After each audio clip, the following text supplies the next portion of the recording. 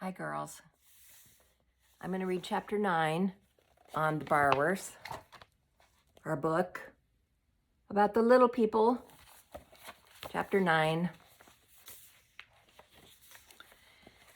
It was an eye, or it looked like an eye, clear and bright like the color of the sky, an eye like her own but enormous, a glaring eye.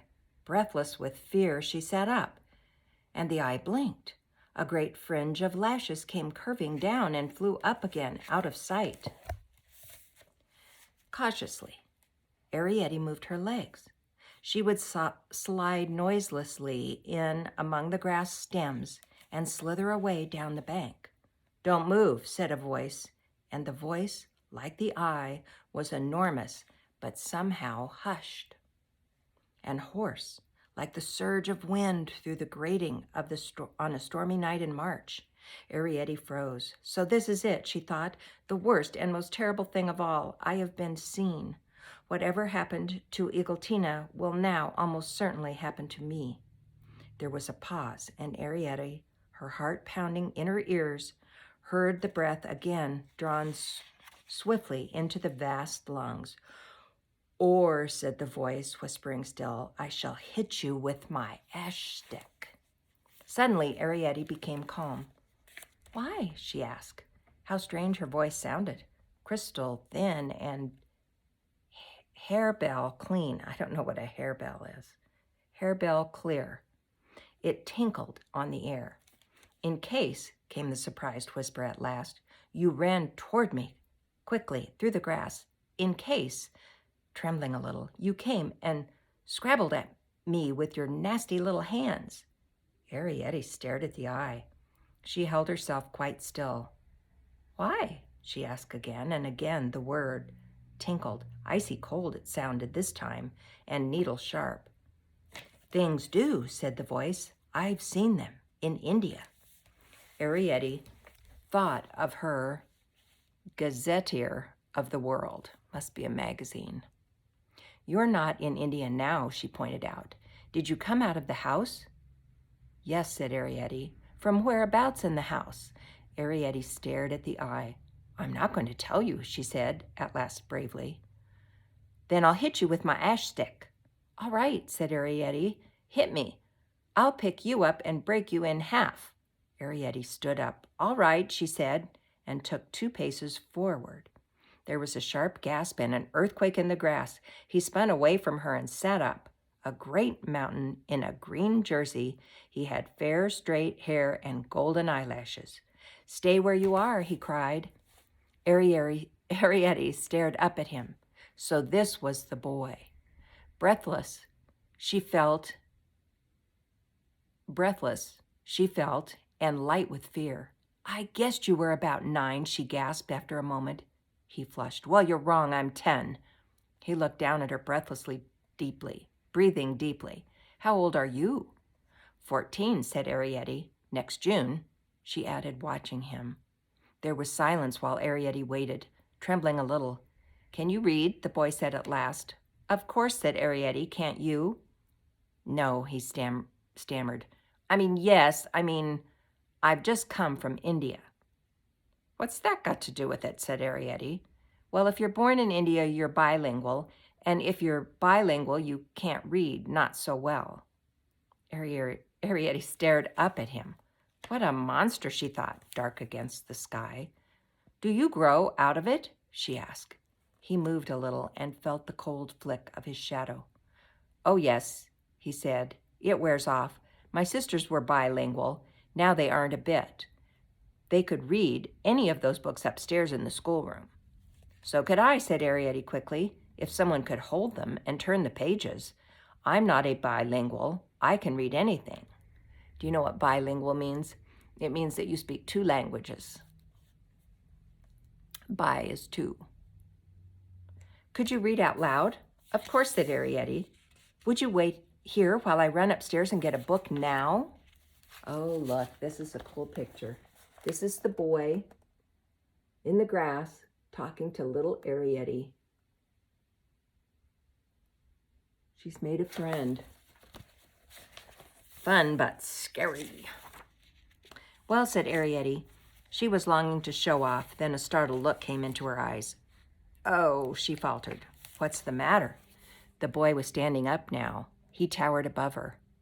How many doors are there to this house? She squinted up at him against the bright sunlight. He dropped on one knee. Doors? Outside doors? Yes. Well, there's the front door and the back door and the gunroom door, the kitchen door, the scullery door, and the French windows in the drawing room. Well, you see, said Arrietty, my father's in the hall by the front door working.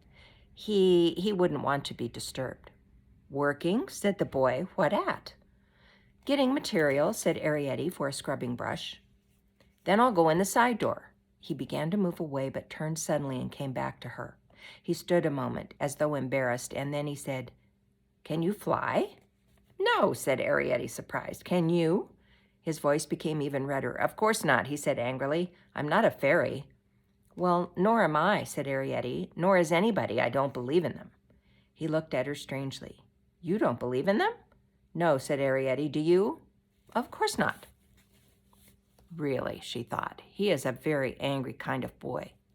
My mother believes in them, she said, trying to appease him. She thinks she saw one once.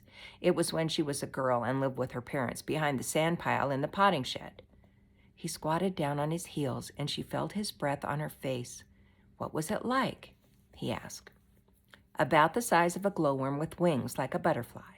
And it had a tiny little face, she said, all alight with moving like sparks.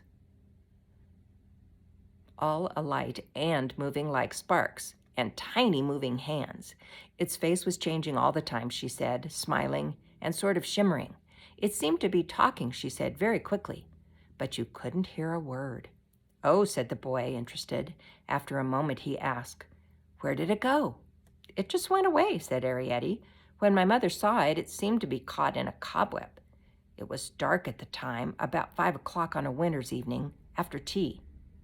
Oh, he said again, and picked up 2 petals of cherry blossom, which he folded together like a sandwich and ate slowly. Supposing, he said, staring past her at the wall of the house, you saw a little man about as tall as a pencil, with a blue patch on his trousers, halfway up the window curtain, carrying a doll's teacup. Would you say it was a fairy? No, said Arrietty, I'd say it was my father. Oh, said the boy, thinking about this. Does your father have a little blue patch on his trousers? Not on his best trousers. He does on his borrowing ones. Oh, said the boy again. He seemed to find it a safe sound, as lawyers do. Are there many people? That didn't make sense.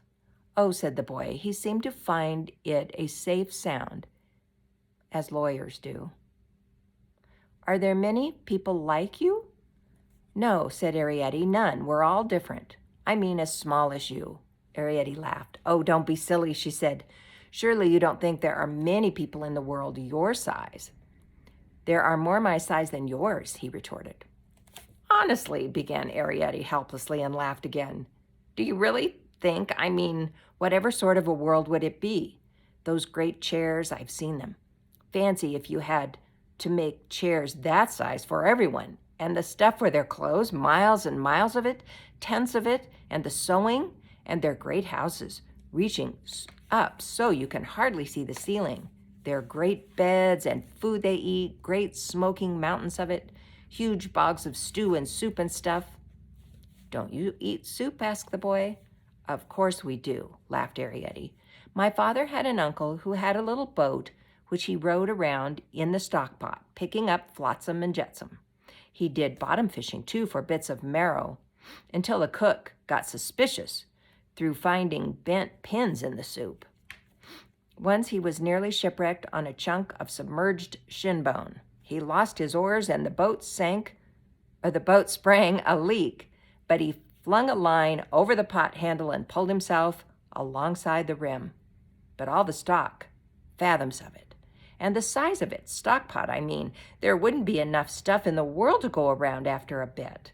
That's why my father says it's a good thing they're dying out. Just a few, my father says. That's all we need to keep us.